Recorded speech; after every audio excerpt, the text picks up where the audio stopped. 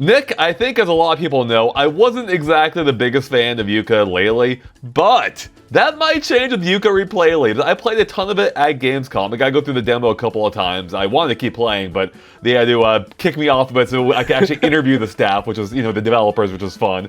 But I have to say, Nick, this game really does seem to be a massive upgrade. I played and covered the demo a few months ago of Yooka-Replaylee. Had a lot of fun with that because they entirely reimagined how that opening worked. And now I actually got to go hands-on with the first stage in the game, which is Tribal Tropics. And right off the bat, I'm like, I'm having fun with this. This is a new sensation for Yooka-Laylee. And I was having so much fun because there is so much more to do. It felt like the world is now properly fleshed out, whereas before I remember it being kind of a really large open space with it not having a lot for you to do, whereas here I was running into things to do constantly. And it was, so not only that though, but the actual core gameplay feels so much better, and taken all together, plus other things I'll touch on later, it really just felt good. And I had a complete blast playing Yooka-Replaylee, which is saying something because again, I didn't like Yooka-Laylee all that much. I honestly stopped playing that game. It was like World 4 or 5, the one you're in a casino, I think. Yeah. I just gave up. I'm like, I'm done. And although I can't, obviously I've only played the one stage so far, so I can't speak for the entirety of the game. What I played so far is extremely promising, and if the rest of the game lives up to that first stage I played and the opening we've had the demo from, this game could actually be something special now. Yeah, you and I both. I fell off of the first Yooka-Laylee. We're going to get the names mixed up here. I know, yeah. It's very confusing. I fell off the first one relatively quick because I was like, it's not really capturing the magic of the original Banjo-Kazooie. It feels a little bit more like Banjo-Tooie, bigger and better. And that's not really the thing that I was looking for from... Yeah, exactly. From Banjo-Kazooie 1 to Banjo-Tooie, right? Because, the worlds are ginormous, but, your moveset is limited to these worlds. And I think that's something that they fixed with this one, right? Don't you get the moves, right out of the get-go? You start with them? Yeah, it almost sounded like a pun right out of the get-go, which your character isn't, but close enough, right? Anyways, yes, that's honestly kind of a game changer. So in the original game, it did that, as you said, the banjo thing, where you have to unlock the moves, level by level by level, and that could be annoying at points, if not oftentimes, because you would frequently come across an objective and you wouldn't have the move for it yet. And I forget if the game tipped you off to that or not before, but even still, it constantly was acting as a barrier to your objective, which, when balanced well, isn't the worst thing. I like the Banjo-Kazooie, but then you take Banjo-Tooie, it got annoying, and same thing in Yooka-Laylee. Yep. So having everything available from the get-go, I almost said get-go, from the get-go, really is a game changer, because you don't have to worry about it. I encountered a challenge super early on. I think it might be a new challenge involving moving platforms and, invisible platforms they can reveal using the, I forget what it's called. I think it's like a sonar. Sonar or something. Yeah. Thank you, yeah. Which you had to buy in the original game. So you could reach that part and not be able to do it, and then you have to go to the snake character. I forget his name too. Sorry, it's been a long few days. Trousers. I think it's Trousers. Trousers. Right? Thank you. Yeah. Yes. God, how can I forget? Genius name. And you'd have to, pay him something to unlock it. But now you just have it from the get-go. He's still here. He serves a different purpose. He serves other things, or he sells other either one-use items, I believe, or even new outfits, which are really cute from what I've seen, which I might be showing on the screen right now. By the way, you're seeing all new gameplay from this event on the screen right now. And I didn't have to worry about that. I just had it available immediately, and that applies to everything, not just for accomplishing specific objectives, but just giving you the freedom of movement. And it really does just make it feel so much better. It almost makes it feel a little bit more Mario-like in that sense now, where you never unlock moves in Mario, you have everything from the get-go. And I like that. I by and large think that definitely works better for this game than the Banjo-Kazooie system they had before. And that felt better. And on top of that too, it's not just having the moves also feel better. They improved how the controls are. If anyone played the demo, they instantly know what I'm talking about. I was talking to the developers as well, we'll have an interview coming up soon with them. And they're talking about, they shortened some animations just to give it that snappier feel. I think they end up redoing some animations. They just really cleaned up how the characters move, and they feel so much more responsive now. It just feels way better across the board. There's no longer a stamina meter now, so you can just roll around to your heart's content. It all feels great, and that's exactly what I wanted. For me, in a platforming game, how it feels is so important. And in this one, it seems like they're nailing it so far in Yooka-Replaylee. So yeah. it seems like they're letting everything out of the gate with this one, right? Because like you said, like movement in platformers is the key thing. Like if they don't get that nailed down, then it's like, why am I really playing this game? I'm going to play something else. Exactly. So I guess going back to like what you were saying before with the unlocks and Trouser, like since you're not unlocking moves anymore, what are you using your currency to obtain throughout the game? Like is there anything besides, I guess, what you said, like outfits that you're unlocking? Yeah. Is there anything else on top Trousers. of that? So yeah, Trouser, you know, from what I can tell, will sell you outfits, I think, based on the region you're in. But he also sells individual use items. I didn't actually play around with them myself, but I was looking at the B-roll for it. But then you still have also the vending machine character, Vendy, I think. Yeah, Vendy. Who sells you different tonics, which the ones I saw included ones that make the game either easier by giving you more hearts or harder by adding fall damage or making it so you have one-hit kills. So if you want to make this game like a real pain to play, hey, you can, and that's up to you. There's other tonics that, you know, change the visuals, of course, all kinds of things. So it's more like fun optional stuff. So yeah, there's still plenty of use for the currencies in the game. That's cool to hear about like the Vendy options, because after playing like Donkey Kong Bonanzas, I'm gonna play it through it again, and I was like, maybe like it was a little too easy at times for me, so I'm like, oh, maybe I'm not gonna spend like all these bananas to get those skill trees and make it a little bit more difficult for me. But it's great to see that like right out of the gate that there's possibly options in Yooka-Replay to make it a little bit harder for each player. Yeah, I can't remember if the original game had fall damage or not. This one doesn't by default, though, as I quickly discovered, accidentally, of course. But you can turn it on if you want, thanks to Bendy. And so going back to, I guess, I don't know if you even brought this up yet, which you haven't. I don't know who the character is. I think they're like a fish in a fishbowl or something, and they turn you into different transformations. Can you talk a little bit about like the transformations? Because when I played the first one, or Yooka-Laylee, the original one, I wasn't too keen on the transformations. Did they change those at all? Like a little bit more fun and, I guess, robust in this version? Good news, Nick. They definitely did, and I wasn't entirely sure how they changed it until I went back and watched a long play of the previous game. But yeah, so I only have the one example from the first stage, which turns you into a flower. So again, I can't speak to how much they changed the others. In this case, I think one, your flower now, before it like sent out like a weird mist, like a. Yeah, this time, though, I think, if I remember correctly, it shoots out actual water. Unfortunately, I don't have gameplay of this. It's not on the B-roll they provided. But now it shoots out water. And before, so that already made more sense to me. And also, beyond that, and I don't know, I can't recall if the character itself actually feels too much different beyond that. But what else they changed, though, is the actual, like, objective. So before, you had to, like, wander around slowly, find flowers scattered around, and, like, you know, put your weird spore juice all over them or whatever it was.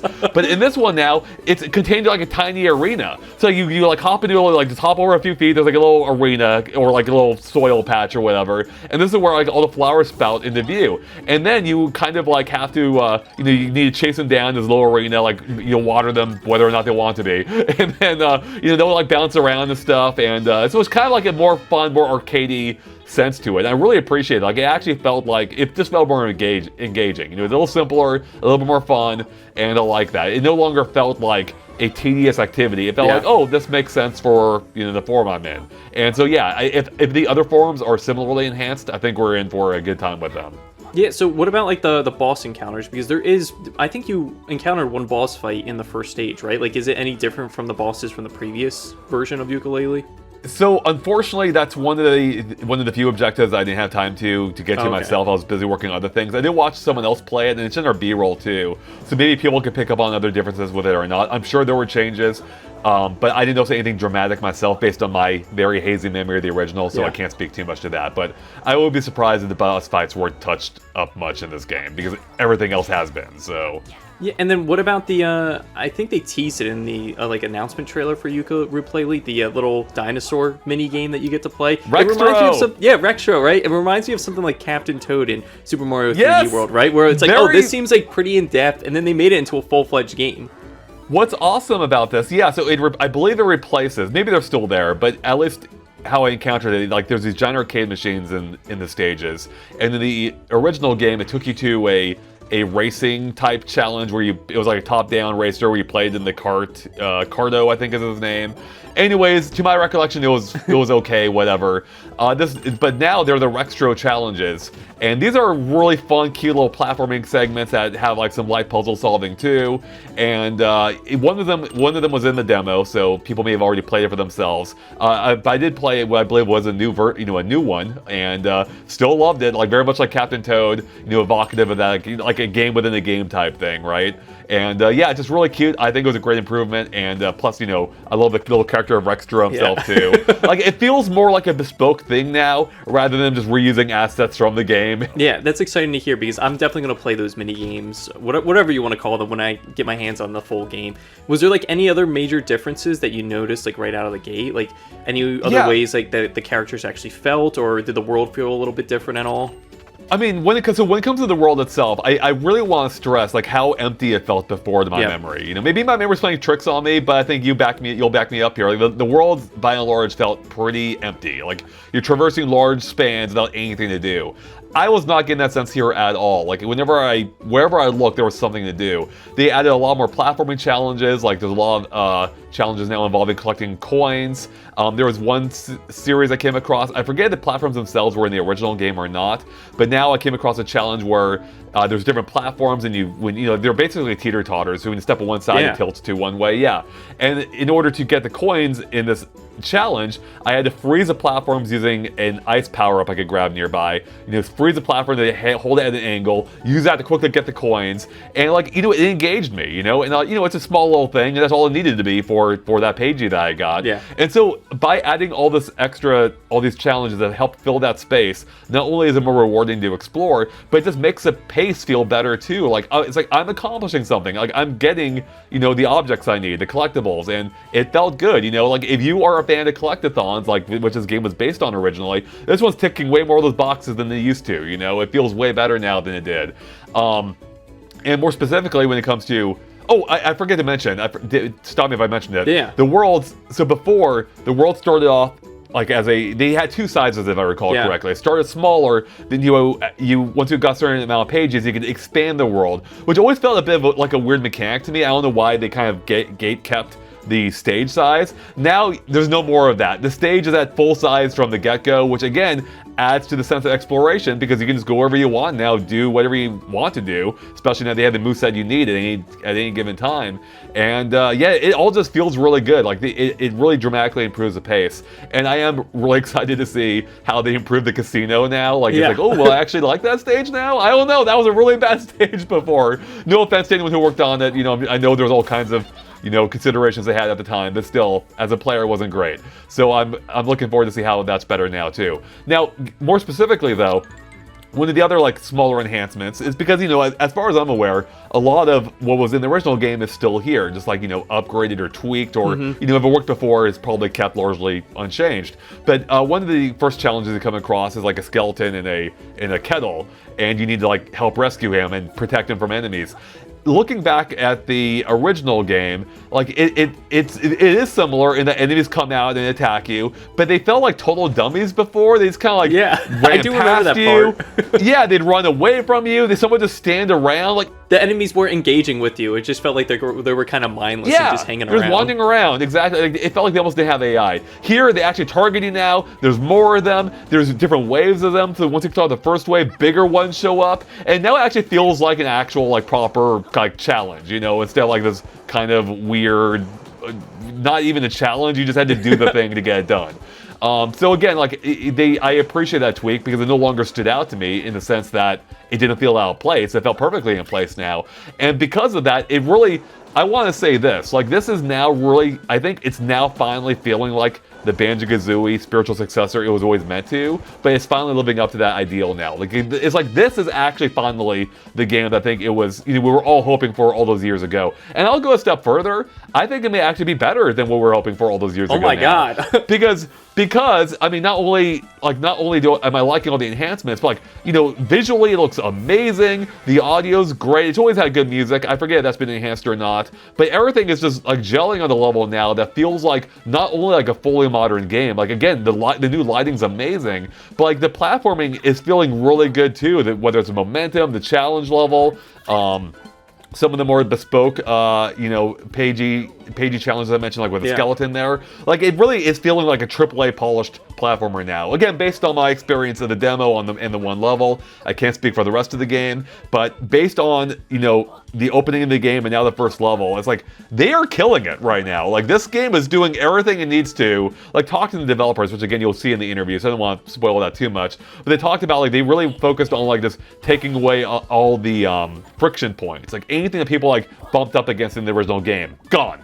Or fixed or addressed, and that's what I love about it. It's they really, everything I would complain about before, from what I can tell so far, it's fixed, And that's amazing news to hear that they're actually taking the fan feedback, because, I mean, hey, they're remaking, or whatever we want to call it again, the original game. So this just makes us think, whatever, they go on to, their next game or a sequel, if they ever do it for Yooka-Laylee, it's wow, they're going to take everything that they learned from this one and apply it to that one.